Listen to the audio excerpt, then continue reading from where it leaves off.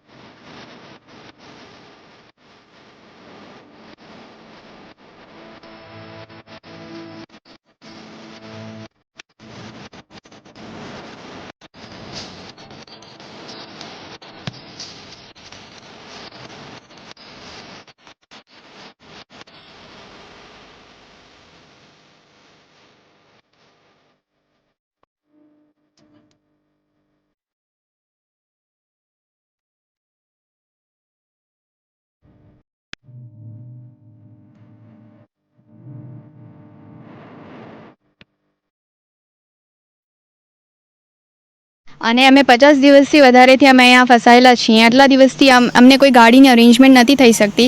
આજે અલ્પેશભાઈ થ્રુ અમને ગાડીની અરેન્જમેન્ટ થાય છે અને એ એમના થ્રુ અમને અમારા ઘરે જવા મદદ કરે છે અને કોઈ પણ પૈસા લીધા વગર। તો અમે શુક્રગુજાર છીએ એમના અને આજે આટલા દિવસ પછી અમે ઘરે જઈશું તો અમે બહુ ખુશ છીએ। हाँ, અમે ગયા હતા કચેરી, મામલતદાર કચેરી ગયા હતા। ત્યાં અમને એવું કહેવામાં આવ્યું હતું કે અમને ખાલી પાસ લખીને આપશે લેટર અને ગાડીની અરેન્જમેન્ટ અમારે ખુદે કરવાની રહેશે। એમને ગાડીની અરેન્જમેન્ટ અમને કોઈ કરવા હેલ્પ નથી કરી। તમામ સાથીઓનો સહકાર લઈ અને જે વિદ્યાર્થીઓ આણંદ વિદ્યાનગરમાં ફસાયા છે એમને તમામ દાતાઓ જોડેથી સહકાર લઈને ઘરે પહોંચવાની મુહિમ ચલાવી હતી। ટોટલ આજે 2 કચ્છની છોકરીઓ છે એમને અમે વિદ્યાર્થીનીઓ છે એમને પહોંચાડીએ છીએ। એક કાલે સંતરામપુરની વિદ્યાર્થીનીઓ છે એને પણ અમે પહોંચાડવાના છે। ટોટલ 33 વિદ્યાર્થીઓને અમે પહોંચાડી ચૂક્યા છે। જેટલા પણ બીજા આવા સ્ટુડન્ટો ફસાયા હશે એમને ઘરે જે પહોંચાડવાની મુહિમ છે એ Bhagat Singh all India youth council એક વિદ્યાર્થીને પહોંચાડવાનું काम करशे। भारत माता की जय, वंदे मातरम।